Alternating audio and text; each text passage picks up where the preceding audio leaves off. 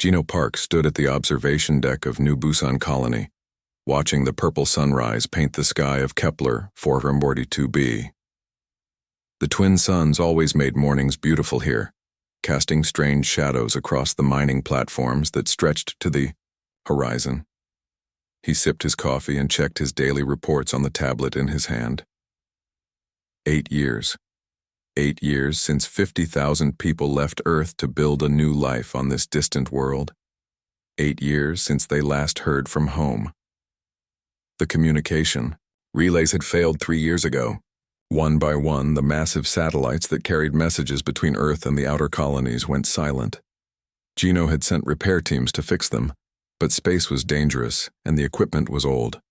Now New Busan was completely alone, floating in the darkness between stars with no way to call for help. But the colony was strong. The people worked hard. Children played in the streets, went to school, and dreamed of futures among the stars. Most of them had never seen Earth. This strange world with its purple skies and red soil was the only home they knew. Gino's tablet beeped.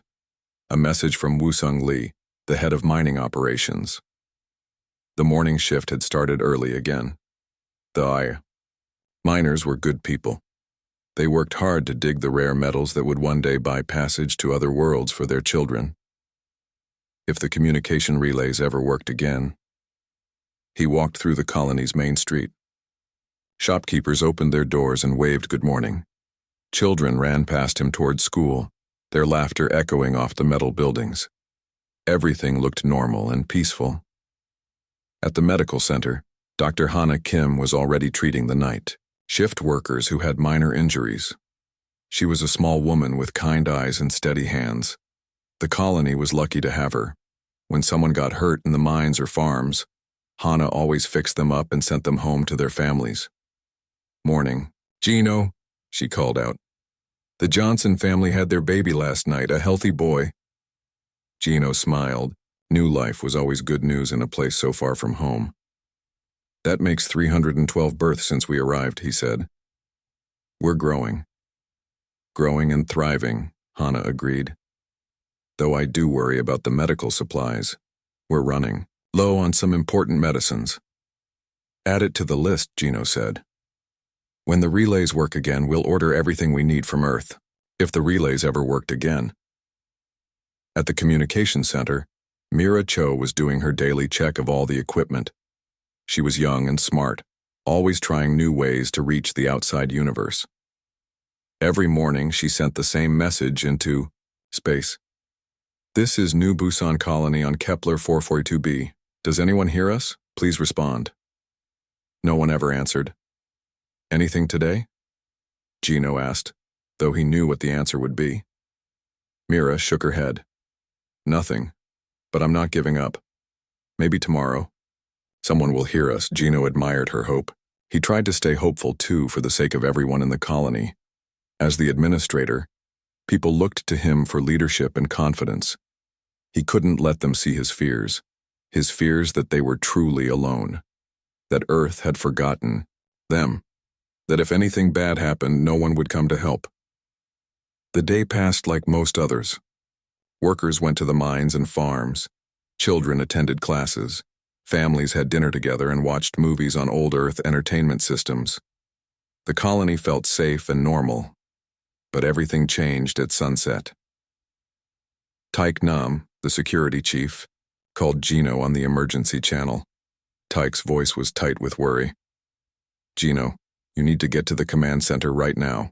We have a problem. Gino ran through the streets as the purple sky darkened. The command center was full of worried faces. Taik pointed at the main screen, which showed sensor readings from the colony's detection systems. Look at this, Taik said. Something big is coming our way. Very big. The screen showed blips of light moving toward their star system. Not one or two objects, but dozens. They were still far away, but they were definitely heading for Kepler 442b. Could it be Earth ships? Mira asked hopefully. Maybe they finally came to check on us? Gino studied the readings. The objects were huge, much bigger than any Earth colony ship he had ever seen, and there were so many of them. I don't think so, he said quietly. Earth doesn't have ships that large. Wusung arrived, still covered in mining dust. What's happening? People are starting to talk. They're scared. We don't know yet, Gino said, but we need to be ready for anything. For 3 days they watched the unknown ships get closer. The objects were clearly artificial, not asteroids or space debris.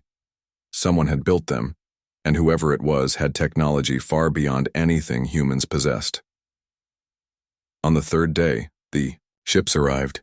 They dropped out of faster-than-light travel right above the colony, massive dark vessels that blocked out the stars. Each ship was easily 10 times larger than the biggest Earth colony transport. Strange lights pulsed along their hulls, and they moved with purpose and intelligence. Then the communication came. Not in any human language, but the ship's computers managed to translate it into Korean. Attention, human colony. This is Commander Thexaval of the Vazari Empire. Your world now belongs to us. You have 72 hours to surrender completely. Lay down any weapons. Gather in the main colony area. Do not try to run or hide. Do not try to call for help. Any resistance will be met with death. This is your only warning. The message repeated over and over on every communication channel. Gino looked around the command center at the frightened faces of his people. 50,000 civilians, families with children, old people who had given up everything on Earth to build a new life here. Farmers and miners and teachers and doctors, not soldiers, not warriors, and now they were trapped. Can we fight them? Wusung asked. Tyke laughed bitterly. With what? We have security stunners and mining equipment. They have warships. We have to try something, Hana said. We can't just give up. Gino made the hardest decision of his life. He opened the emergency broadcast channel that would reach every home and workplace in New Busan. Attention everyone, this is Administrator Park. You've all seen the ships. We are being invaded by an alien force called the Vazari Empire. They want us to surrender. I'm asking all families to stay calm and stay together. We will not give up without a fight, but we need to be smart about this. He paused, looking at Mira. Keep broadcasting our emergency signal. Tell anyone who might be listening that we are under attack. Tell them we are 50,000 civilians who need help. Mira nodded and began typing furiously at her console. This is New Busan Colony on Kepler 442b. We are under attack by hostile alien forces. 50,000 civilians in danger. If anyone receives this message, please send help. We don't know how long we can hold out. She sent the message on every frequency the equipment could reach. It traveled out into space at the speed of light, carrying their desperate plea across the galaxy. But space was vast and empty. Earth was so far away that even if someone there heard the message, help would take years to arrive. The other human colonies were equally distant, and most of them had their own problems. As the 72-hour deadline approached, Gino stood again at the observation deck. But this time he wasn't watching a beautiful sunrise. He was watching enemy ships position themselves around the colony like hungry predators. Tomorrow, everything would change. Tomorrow, the war would begin. He closed his eyes and whispered a prayer to any god who might be listening in the darkness between stars. If there's anyone out there who cares about human life, please hear our call. Please send help. We can't do this alone. But the stars were silent and the enemy ships moved closer. The 72 hours ended at dawn. Gino Park had not slept at all during the final night. He stood in the command center with Taik Nam, Mira Cho, and the other colony leaders, watching the enemy ships on their screens. The Vazari ships moved like metal sharks circling their prey. As the purple sunrise began, dark shapes separated from the main vessels and started falling toward the colony. Landing craft. Hundreds of them. Here they come, Tyke said quietly. His hand rested on his security stunner, but they all knew it would be useless against alien weapons. The first landing craft touched down in the main square of New Busan. It was twice the size of any Earth vehicle, made of black metal that seemed to swallow light. Steam hissed from vents along its sides as the boarding ramp lowered. The creatures that emerged were not what Gino had expected. The Vazari looked somewhat like humans, but taller and thinner. Their skin was gray-green, and they had 4 arms instead of 2. Each warrior wore dark armor and carried weapons that hummed with energy. Red eyes glowed behind helmet visors. Commander Thexval was easy to identify. He was larger than the others, with gold markings on his armor and a cape that flowed behind him like liquid shadow. He stepped into the square and looked around with obvious contempt. "Humans," he said, his voice carrying through speakers that translated his words. "Such a weak species. Look how small and soft you are." More landing craft arrived every minute. Soon there were thousands of Vazari warriors in the colony. They moved with military precision, taking control of important buildings and setting up checkpoints on every street. Gino's tablet buzzed with emergency calls from all over New Busan. Families hiding in their homes, workers trapped in the mines, children at school asking where their parents were. "We have to surrender," Hana said. "If we fight, they'll kill everyone." "If we surrender, they might kill everyone anyway," Wusung replied. He had come up from the mines covered in dust and carrying a plasma cutter. "These aren't human armies with rules about prisoners. These are aliens. We don't know what they want." Before anyone could argue further, the building shook. Through the windows, they could see Vazari soldiers surrounding the command center. Red targeting lasers painted the walls like deadly artwork. "Administrator Park," Commander Thexval's voice came through their communication system. "Come out now. Bring your leaders. Do not make us come in and get you." Gino looked at his friends and colleagues. These people had trusted him to keep them safe, and he had failed. But maybe he could still protect them by cooperating. "I'll go," he said. "The rest of you stay here and help coordinate evacuations if possible."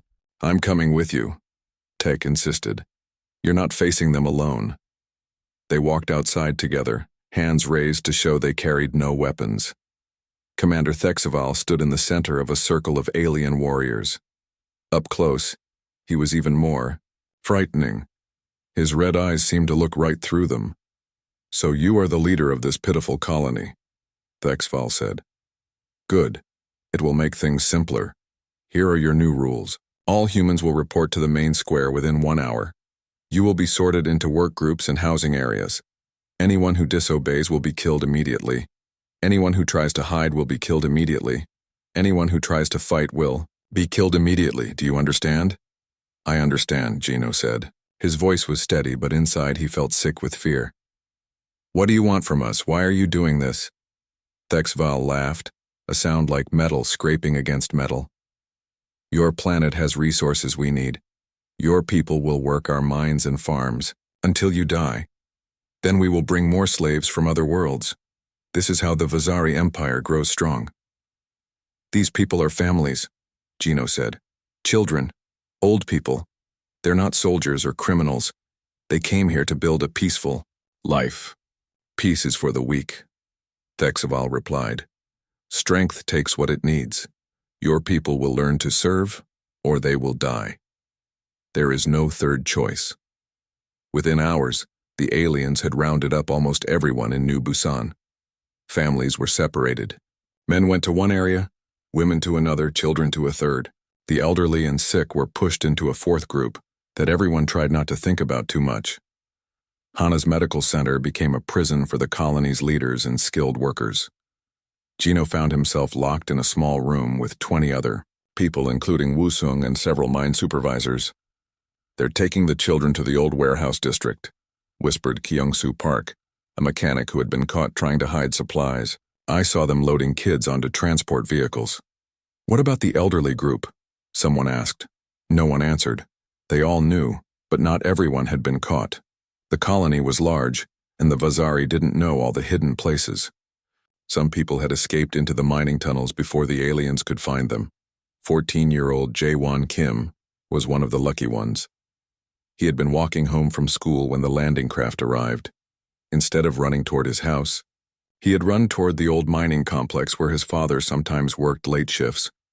The tunnels were dark and scary, but Jae-won knew them well. His father had given him tours many times, showing him how the miners dug deep into the planet's crust to find rare metals. Now those same tunnels might save his life. He wasn't alone. Other people had the same idea. 12-year-old Do-hee was there crying because she couldn't find her parents. An old man named Gimsu had grabbed emergency food supplies before escaping. Soo-hee-an, a mining engineer, had managed to bring some basic tools and explosives. "We can't stay here forever," Soo-hee said. "They'll search the tunnels eventually, but maybe we can cause some trouble first." "What kind of trouble?" Gimsu asked. Soo-hee smiled grimly. "I know how to make things explode, and the Vazari have a lot of equipment sitting around above ground." Meanwhile, in the makeshift prison, the adults were planning their own resistance. Woo-sung had noticed that the Vazari guards were overconfident. They didn't expect humans to fight back, so their security was not as tight as it could be. "The lock on this door is electronic," he whispered to Kyung-soo. "Do you think you could bypass it?" Kyung-soo examined the alien technology carefully. "Maybe. It's different from our systems, but energy follows the same basic rules everywhere." "And then what?" asked Dr. Sunmi Kang, a research scientist who had been studying alien plant life. "Even if we get out, where can we go?" "The mines," Woo-sung said. "There are still people hiding down there. If we can reach them, we might be able to organize some kind of resistance." "With what weapons?" someone asked.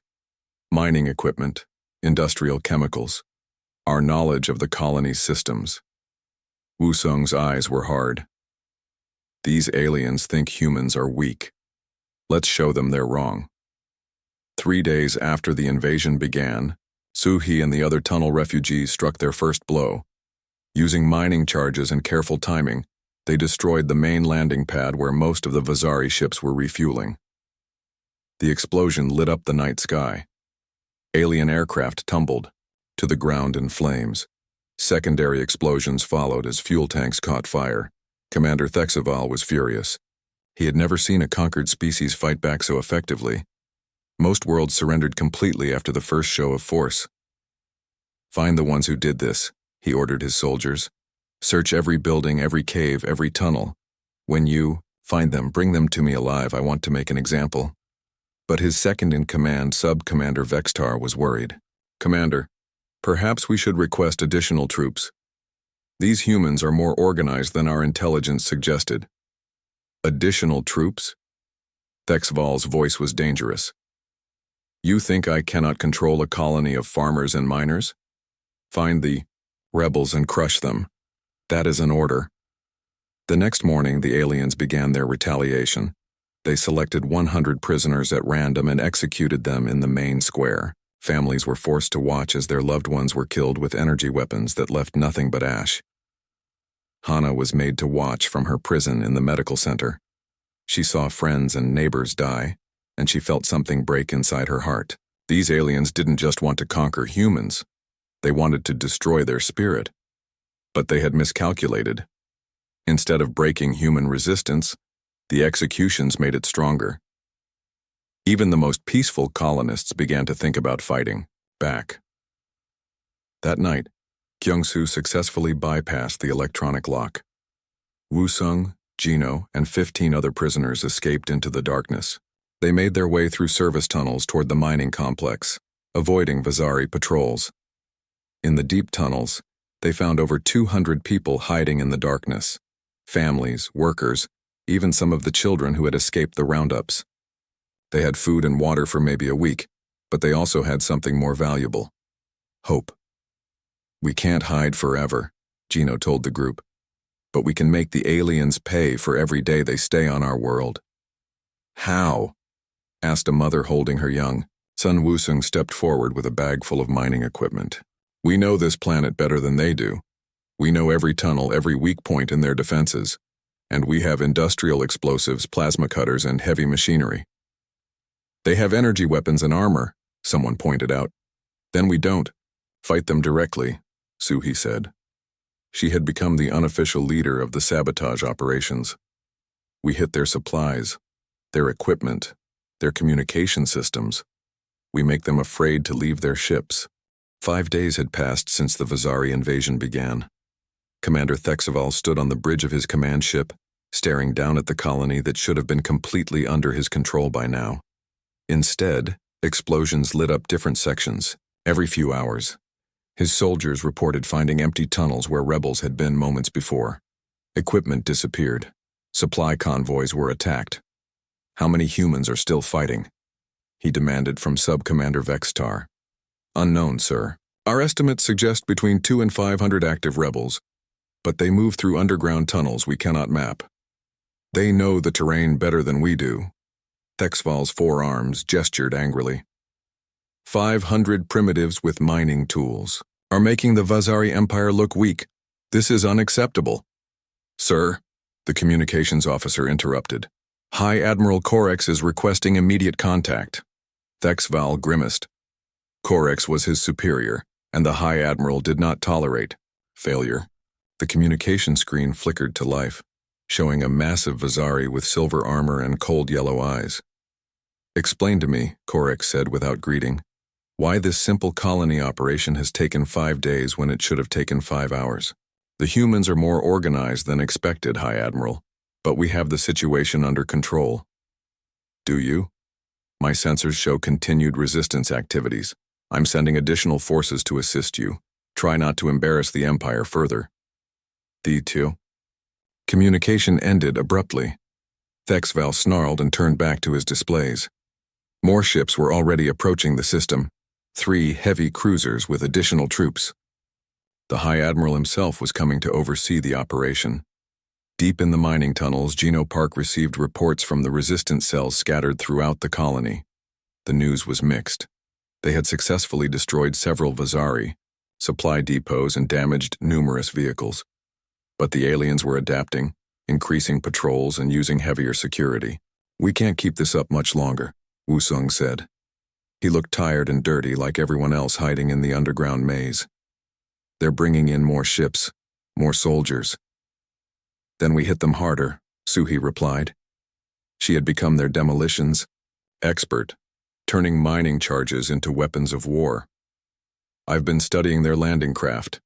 The fuel systems have a weak point near the main reactor. 14-year-old Jaewon sat quietly in the corner, listening to the adults plan their next attack. He had grown up fast in the past few days. The boy who used to worry about school tests now helped scout enemy positions and carry supplies through dangerous tunnels. What about the people in the prison camps? Asked Dr. Sunmi Kang. We can't just leave them there while we play hit and run with the aliens. We're not playing, Geno said firmly. Every attack we make forces them to use resources on security instead of processing prisoners. Every day we delay them is another day for... He paused. For someone to hear Mira's broadcasts. Mira looked up from her communication equipment.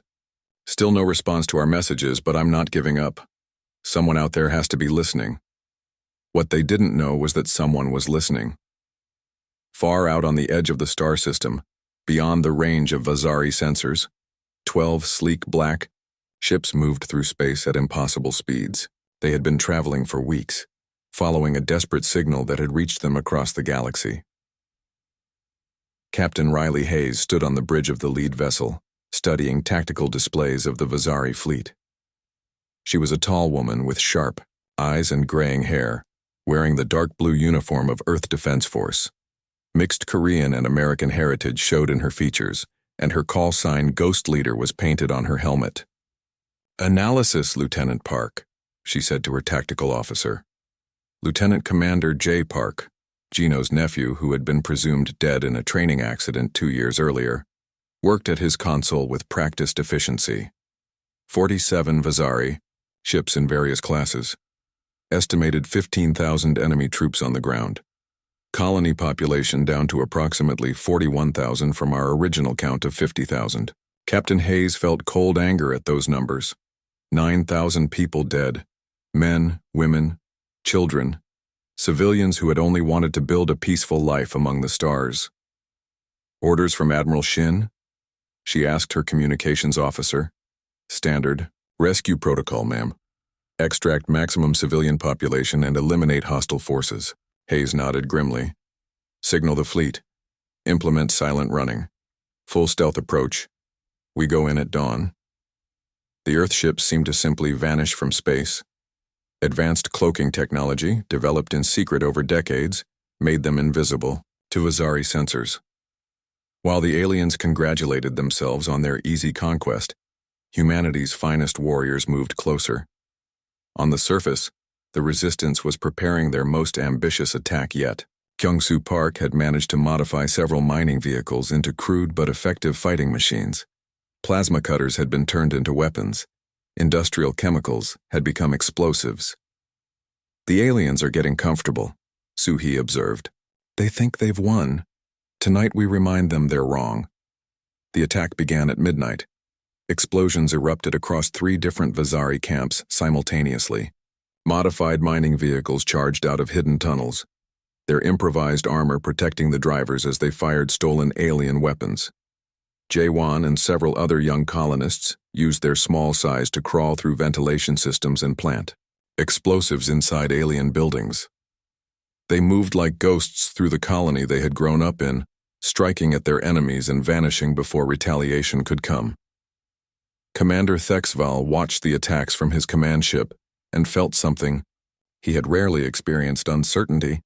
These humans fought with a desperate creativity that the Vazari had never encountered. Most species they conquered simply gave up or died. They didn't adapt and learn and keep coming back. "Sir," his sensor operator reported, "I'm detecting unusual readings at the edge of the system, brief energy signatures that don't match any known technology." "Vazari technology?" "No, sir. Something else. The readings are very faint and intermittent." Thexval studied the displays. "Probably sensor ghosts or cosmic radiation. Focus on the ground situation." High Admiral Korex arrived 3 hours later, with his reinforcement fleet. He was not pleased with what he found. The colony was supposed to be pacified, the humans processed into work gangs or eliminated. Instead, fires burned across New Busan, and his reports showed continued resistance activity. "This is unacceptable," Korex told his assembled commanders. "The Vazari Empire does not struggle with primitive colonies. We will demonstrate overwhelming force and end this embarrassment immediately." "The humans are hiding in underground tunnels," Thexval explained. "If we flood the tunnels or collapse them, we risk killing the workforce we came here to acquire." "Then we will make new workforces from other worlds," Korex replied coldly. "Order orbital bombardment of all suspected tunnel entrances. If the humans want to hide underground, we will bury them there permanently." In the tunnels below, Mira picked up communication chatter from the Vazari fleet. Her alien language translation software was crude, but it gave her enough understanding to know what was being planned. "They're going to bomb the tunnels," she told Gino and the other leaders. "Orbital bombardment, everyone down here will be killed." Silence fell over the resistance fighters. They had known this moment might come, but facing it was different from imagining it. "How long do we have?" Wusong asked. "Maybe 6 hours. They're positioning the ships now." Gino looked around at the faces of his people. Families with children. Old people who had followed him to this distant world seeking peace. Young fighters who had learned to be warriors in defense of their homes. "We gave them a good fight," he said quietly. "Whatever happens, we made them pay for every day they stayed on our world." "Maybe someone heard our messages," Mira said. "Maybe help is coming." "Maybe," Gino agreed, though he didn't really believe it. As dawn approached, the Vazari warships moved into bombardment positions. Thexval prepared to give the order that would end the last resistance on Kepler 442b. The humans had fought bravely, he admitted to himself, but bravery meant nothing against superior firepower. "Target all known tunnel entrances," he commanded. "Prepare to fire on my order." At that moment, alarms began screaming throughout the Vazari fleet. Sensors that had been clear seconds before now showed 12 massive energy signatures materializing from empty space. "What is that?" Korex demanded. The sensor operator's voice was confused. "Unknown vessels, High Admiral. They appear to be human design, but our intelligence said Earth had no ships in this sector." On the lead Earth vessel, Captain Hayes watched the Vazari fleet scramble to respond to their sudden appearance. 47 alien ships against 12 human ones. The odds looked bad on paper, but the aliens had made one crucial mistake. They had hurt human families. They had taken human children from their parents. They had murdered civilians in thought that would break human resistance. Instead, it had summoned something much worse than resistance. It had summoned vengeance. "All ships," Hayes announced over the fleet communication channel. "This is Ghost Leader. The situation is as briefed. 41,000 civilians on the surface need immediate evacuation. 15,000 enemy combatants need immediate elimination. Rules of engagement are free fire. Show no mercy to anyone who threatens human civilians." The first shot of the battle came from Earth. Captain Hayes gave no warnings, offered no chances to surrender. Her ships had traveled across the galaxy to find human children in prison camps and human families murdered in public squares. Diplomacy was not an option. "Fire," she said simply. The lead Earth vessel, Soul's Vengeance, unleashed weapons that the Vazari had never seen before. Beams of pure energy carved through space, striking 3 alien ships simultaneously. The Vazari vessels exploded in brilliant flashes that lit up the morning sky of Kepler 442b. High Admiral Korex stared in shock at his tactical display. 3 heavy cruisers destroyed in the first volley. Impossible. Human technology was supposed to be primitive compared to the Vazari Empire. "Return fire," he ordered. "All ships, concentrate fire on the lead human vessel." Dozens of Vazari ships turned their weapons toward Soul's Vengeance. Energy bolts and plasma missiles filled the space around the Earth ship. But when the light faded, the human vessel was untouched. "Shields holding at 98%, reported Lieutenant Commander J. Park. "Their weapons are having minimal effect." Captain Hayes smiled grimly. "That's what happens when you fight an enemy that's been preparing for this war for 20 years. All ships, continue attack pattern Alpha. Let's show them how Earth fights." The space battle was unlike anything the Vazari had ever experienced. The human ships moved with impossible speed and precision, appearing in one location to deliver devastating attacks, then vanishing and reappearing somewhere else entirely. Their weapons cut through Vazari armor like it was made of paper. But the real surprise was still to come. As the space battle raged overhead, small objects began falling from the Earth ships toward the planet's surface. At first they looked like debris or escape pods. Commander Thexaval, still trying to coordinate his fleet's defense, barely noticed them. Then the first drop pod hit the ground near the colony's main square. The pod was sleek and black, designed to penetrate atmosphere at incredible speeds and survive impact with minimal damage. Steam hissed from cooling vents as the boarding ramp lowered. The soldier who stepped out was wearing powered armor that made him look like a mechanical giant. Sergeant Major Ju Hyuk Yoon had been fighting aliens for 15 years, ever since first contact had gone badly wrong in a distant star system. He was a professional warrior in an army that had been secretly preparing for Galactic War, while the colonies believed Earth was at peace. His weapon was unlike anything the Vazari had seen. It fired projectiles that could punch through their armor or energy beams that could cut through their vehicles, or explosive rounds that could destroy buildings. It was 3 weapons in one, designed by people who had studied every known alien technology and built something better. Behind him came more soldiers. Each one was an expert in combat, survival, and alien warfare. They had trained for years in environments that simulated dozens of different hostile worlds. They knew how to fight in zero gravity, underwater, in toxic atmospheres, and in the tunnels beneath colonies like New Busan. The Vazari soldiers guarding the prison camps had been expecting to fight mining equipment and improvised weapons. Instead, they found themselves facing the most advanced military force humanity had ever created. The battle was over in minutes. Ju Hyuk's squad moved through the prison camps like a coordinated machine. Alien guards who had been so confident in their superiority suddenly found themselves outgunned, outmaneuvered, and completely outmatched.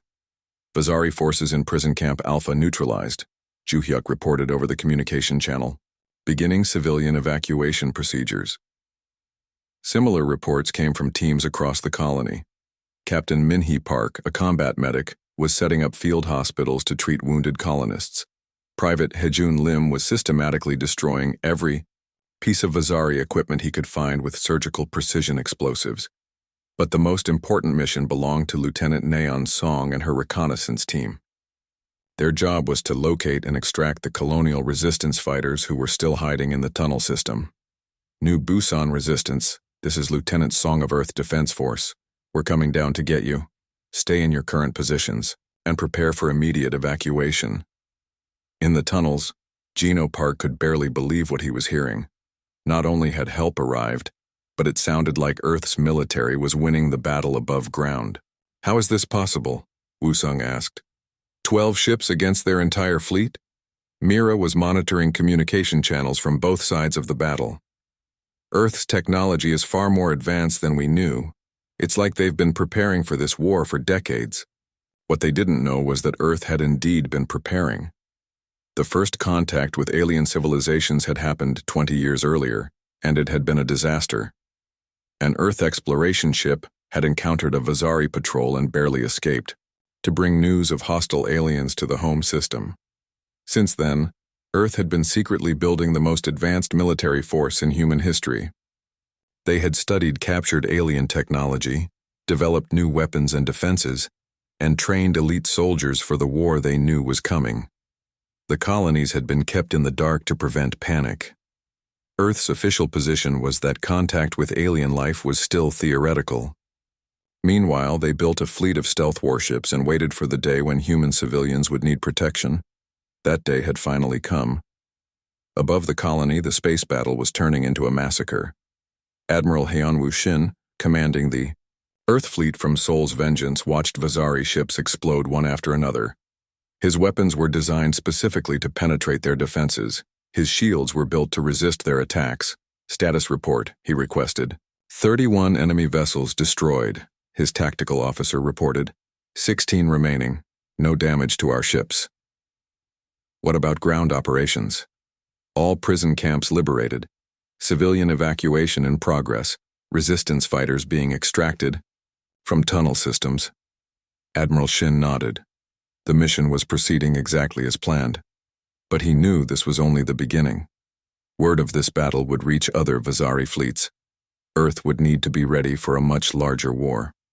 On the surface, Lieutenant Song's team had reached the main tunnel complex where Gino and the other resistance leaders were hiding. The Earth soldiers moved through the underground passages with night vision equipment and portable sensors that could detect alien life forms from hundreds of meters away. Administrator Park, Song called out as she approached the main cavern. Here, Gino replied, stepping into the light of her equipment. Are you really from Earth? Song removed her helmet, revealing a young face with determined eyes. Earth Defense Force, sir. We've come to take you home. Home? Gino looked confused. This is our home. We built New Busan. We're not leaving. Sir, with respect, this planet is now a combat zone. The Vazari Empire will send more fleets when they learn what happened here. We need to evacuate all civilians to secure systems. What about our colony? Everything we built? Song's expression softened. Sir, Earth has been preparing for this war for 20 years. We have safe colonies and protected systems, with full military defense grids. Your people will have new homes, and they'll be protected. As the evacuation continued, Jae-won Kim found himself face to face with one of the Earth soldiers. Private Bong-seok Kim was only a few years older than Jae-won, but he carried himself like a veteran warrior. You're just a kid, Bong-seok said. What were you doing fighting aliens? They took my parents, Jae-won replied simply. They killed my neighbors. Someone had to fight back. Bong-seok nodded with understanding. That's why we're here. Earth doesn't abandon its people. Ever. The space battle ended 2 hours after it began. High Admiral Korex found himself commanding only 3 damaged ships out of his original fleet of 47. His supposedly superior Vazari technology had been completely outmatched by human weapons he didn't understand. Retreat, he ordered. Signal the Empire. Tell them the humans are not what we thought they were. As the surviving Vazari ships limped away from the system, Admiral Shin opened a communication channel to the planet below. All Earth forces, this is Admiral Shin. Primary objectives achieved. Colonial resistance fighters, you have fought with honor and courage. Your bravery saved lives and held the enemy until we could arrive. Well done. In the tunnels, the resistance fighters listened to the Admiral's words with pride and relief. They had done the impossible. They had held out against overwhelming odds long enough for rescue to arrive. Dr. Hana Kim, freed from the alien prison camp, was working alongside the Earth medical teams to treat wounded colonists. "How many did we lose?" she asked Captain Min-hee Park. "Final count is 9,000 casualties," Min-hee replied. "It could have been much worse." 9,000 people, Hana said quietly. 9,000 who came here looking for a better life. 9,000 martyrs who showed the galaxy that humans don't surrender, Min-hee corrected. Their sacrifice will be remembered. As the evacuation ships prepared to leave Kepler 442b, Gino stood at the observation deck one last time. The colony. That had been his life's work was damaged, but not destroyed. Perhaps someday when the war was over, people would return to rebuild. Lieutenant Commander J. Park found him there. "Uncle Gino?" Gino turned in amazement. "Jay? But you were dead." "The training accident." The evacuation fleet arrived at Earth 3 weeks later, carrying 38,000 survivors from New Busan Colony. Gino Park stood at the observation window of the transport ship, watching his home planet grow larger in the viewing screen. Earth looked different than he remembered, surrounded by massive defense stations and patrol ships that had not existed when he left 8 years ago. "Welcome home, Administrator Park," said Commander Yoonji Hwang, who had been assigned as their liaison officer. "A lot has changed since you left." That was an understatement. As their ship approached the main orbital station, Gino could see hundreds of warships docked at construction platforms. Earth had become the center of a military empire that stretched across dozens of star systems. The survivors were taken to processing centers where they received medical care, new identification documents, and briefings about the current situation. What they learned changed everything they thought they knew about their place in the universe. General Young-soo Baek, Director of Colonial Affairs, addressed the New Busan survivors in a large auditorium. He was a tall man with gray hair and tired eyes, wearing the dark blue uniform that had become familiar during their rescue. 20 years ago, he began, an Earth exploration ship made first contact with alien life. It was not the peaceful meeting we had hoped for. The ship was attacked without warning by a Vazari patrol. Only 2 crew members survived to bring us the news. The audience was completely silent. This was the first time most of them had heard the real story of first contact. Since that day, Earth has been preparing for war. We built a secret fleet. We trained elite soldiers. We developed weapons and defenses designed specifically to fight alien technology. And we waited. "Why keep it secret from the colonies?" asked Dr. Hana Kim. "Because we needed the colonies to continue growing and developing normally," Beck replied. "If people knew that hostile aliens were hunting human settlements, colonization would have stopped. Our species would have been trapped in the Sol system, waiting to be attacked. So you used us as bait," Woo-sung said angrily. "We used you as what you always were, pioneers building a future for humanity among the stars. The difference is that we made sure help would be available when you needed it." Beck activated a holographic display that showed the galaxy. Red dots indicated known Vazari territory. Blue dots showed human colonies. Green dots showed Earth defense. Force bases. The Vazari Empire has enslaved or destroyed 47 human colonies in the past 5 years. New Busan was the first to successfully resist until rescue arrived. Your courage has changed the balance of power in this sector of the galaxy. Gino studied the display. "How many people did we lose from all the colonies?" 2 million civilians, Beck said quietly. "But 18 million more have been successfully evacuated to protected systems. Your sacrifice saved lives." The numbers were staggering. 2 million people dead, entire worlds abandoned, but 18 million saved by the military force that Earth had built in secret. Over the following days, the survivors began to understand their new reality. Earth cities looked normal on the surface, but massive military installations surrounded every population center. The night sky was filled with defense satellites and patrol ships. Children attended schools where alien warfare was taught alongside traditional subjects. Jaewon Kim, now 15 years old, stood in the recruitment office of the Earth Defense Academy. He had grown up quickly during the invasion of his home world, and he wanted to make sure no other children experienced what he had lived through. "You're very young," said the recruitment officer, Captain Dehosio. "Are you sure this is what you want?" "I watched aliens murder my neighbors," Jaewon replied. "I hid in tunnels while my parents were taken to prison camps. Yes, I'm sure." Captain Seo nodded. "Many of our best officers are colonial survivors. You understand what we're fighting for in a way that people from Earth sometimes don't." Meanwhile, Dr. Sunmi Kang had been assigned to a research facility where human scientists were studying captured Vazari technology. The aliens had superior faster-than-light travel and energy weapons, but their computer systems and tactical thinking were surprisingly limited. "They're used to fighting opponents who surrender quickly," explained Dr. Woo Jin-han, the project director. "The Vazari Empire expands by conquering weak civilizations. They've never faced sustained resistance from a technologically advanced species." "What does that mean for the war?" Sunmi asked. "It means we have advantages they don't expect. Human, creativity, adaptability, and refusal to give up. Combined with the technology we've developed, it could be enough to defeat them." 6 months after the evacuation, President Mirai Yoon addressed the galaxy from Earth's capital city. Her speech was broadcast on every human world and intercepted by alien civilizations across known space. "To the Vazari Empire, and all who threaten human life," she said, "understand this. Earth does not abandon its people. Earth does not forgive attacks on human families. Earth does not negotiate with those who enslave our children." The speech was translated into hundreds of languages and sent across the galaxy on every communication frequency Earth could access. "For 20 years, we prepared for this war. We built ships that your weapons cannot penetrate. We trained soldiers that your armies cannot defeat. We developed strategies that your commanders cannot counter.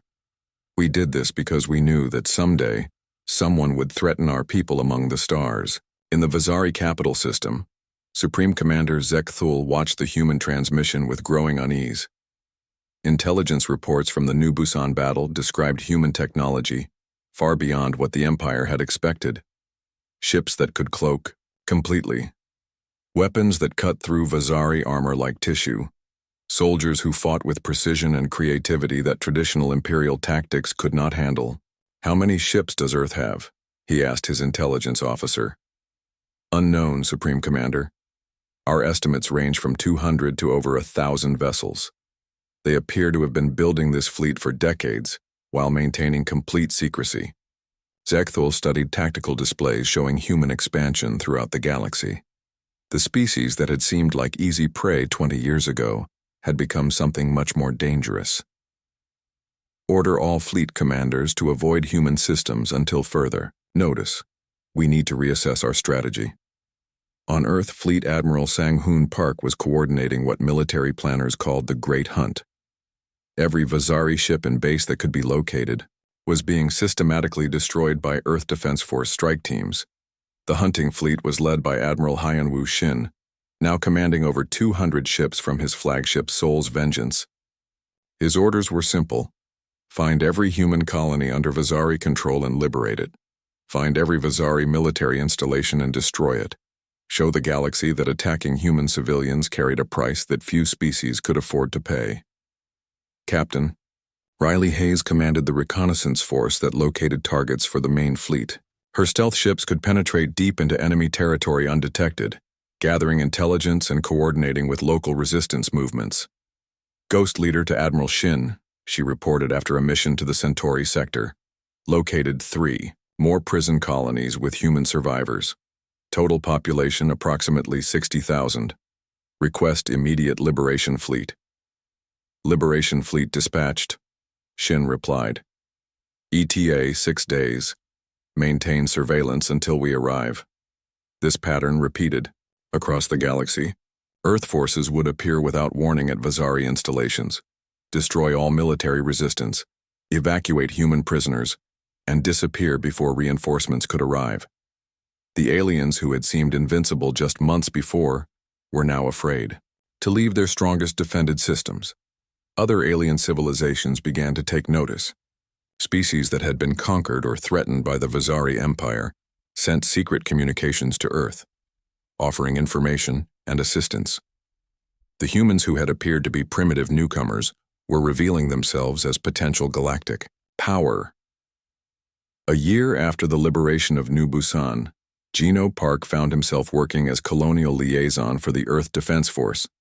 His job was to help coordinate evacuations and resettlement of liberated colonies. The work was difficult, but it gave him a sense of purpose that administrative duties on New Busan had never provided.